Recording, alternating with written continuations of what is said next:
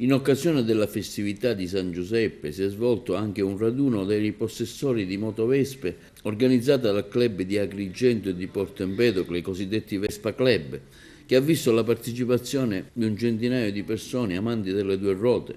L'evento ha visto il raduno delle Vespe di fronte alla chiesa di San Giuseppe ad Agrigento. Don Ezio Sazio ha benedetto i partecipanti, ribadendo anche l'importanza della festa del Santo, meglio identificato come la festa del papà. Oggi stiamo benedicendo tutti i papà, siamo usciti adesso dalla messa, c'è stato il raduno delle Vespe e anche questo ci serve per fare un po' di animazione e far conoscere San Giuseppe anche in tutte le manifestazioni che più o meno possiamo fare. Pomeriggio avremo l'ascesa con i cori e poi domani in modo particolare, che è la festa liturgica, perché in Quaresima di domenica non si festeggia San Giuseppe, avremo la messa col Vescovo alle 11 e dopo 3 anni ritorna anche la minestra e la benedizione e la distribuzione della minestra di San Giuseppe. E poi nel pomeriggio la processione per le vie della città. Vorremmo affidare proprio questa nostra città a San Giuseppe, patrono e protettore di tutti noi. Quindi questo appuntamento lunedì Alle 17:30 la processione,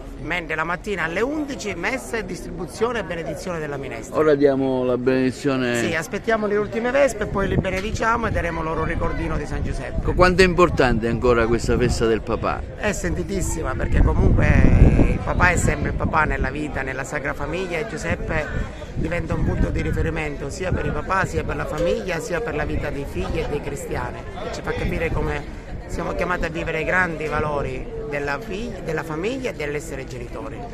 Don Enzo ha voluto fortemente riportare questa manifestazione, che è già nata nel 2019, insieme al Vespa Club Agrigento, insieme al Vespa Club Porto Empedocle, che organizziamo adesso queste manifestazioni per far conoscere ancora di più la Vespa, far rivivere quei momenti passati e anche avvicinare i giovani a questo mondo. Come si vive la giornata di oggi? Il programma che avete fatto? Il programma è stato molto semplice. Siamo riuniti in piazza Pirandello e siamo stati un'oretta lì a parlare, a dialogare, perché anche la Vespa è anche questo. E poi abbiamo fatto il giro, siamo arrivati a Salleone e siamo risaliti. Adesso siamo qui in attesa che i saluti con Don Enzo.